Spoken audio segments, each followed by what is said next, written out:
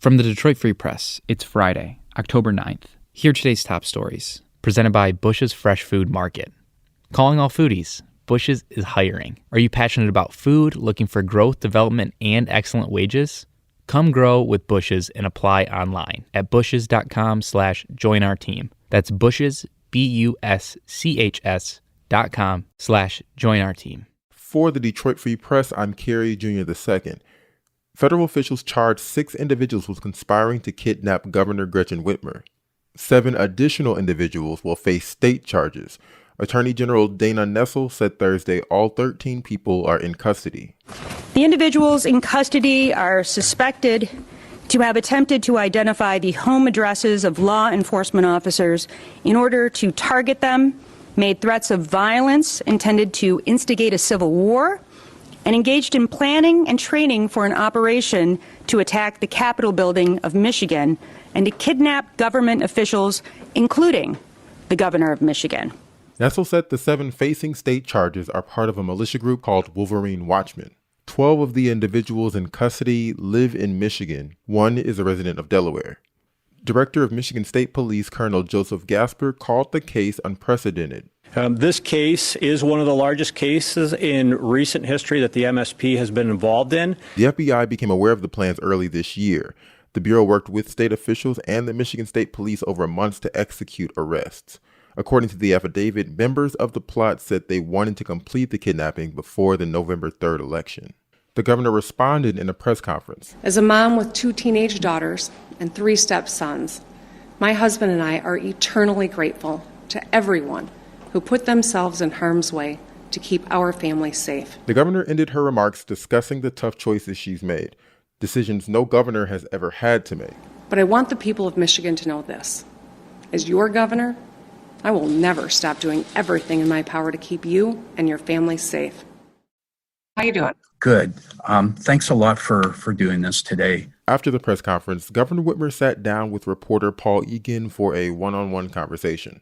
How long have you known about this alleged plot? It was brought to my attention in the last few weeks. I know that a lot of work has gone into this. I mean, there have been, so much rhetoric and so many online threats that they don't tell me about every instance. But when this became very clear that it was much more than just an online threat, they brought me into the loop. How real does all of this feel to you? I mean, do you feel like this really could have led to some serious violence? Well, I mean, the fact that the FBI and both U.S. attorneys and the colonel of the state police and the attorney general all have acknowledged no one's ever seen anything like this before. And it was very serious. And I know that the reports talk about kidnapping because, of course, that's the largest federal charge. But the affidavits and everything don't end there. And I think when you pause to take a minute, I'm moving so fast every day throughout this crisis, it really is startling how serious and how dangerous it really was. And Governor, as I understood your remarks just now, you said that President Trump is basically complicit in giving encouragement to groups such as this. Am I understanding you correctly? I said that words matter. Just last week, the President of the United States stood before the American people and refused to condemn white supremacists and hate groups like these 2 Michigan militia groups.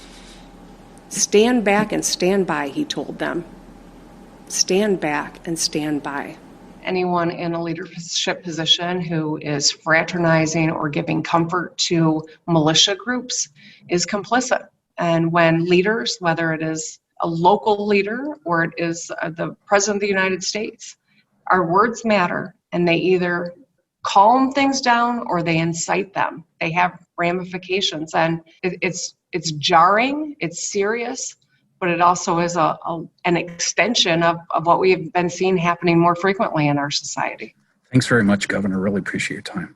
Thanks, Paul. For live updates on this story, go to freep.com. I'm Kirkland Crawford with the Free Press Sports Department and a quick look at Michigan State basketball.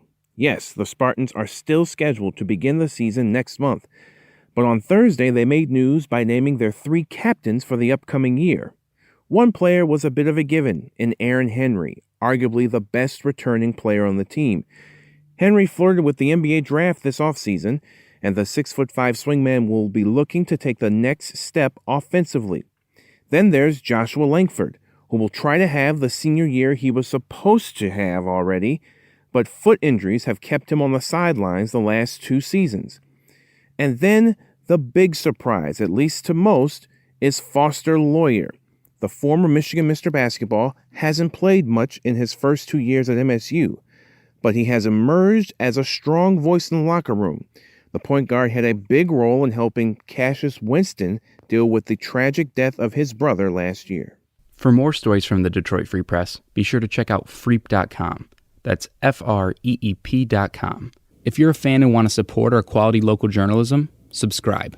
Go to freep.com/special offer.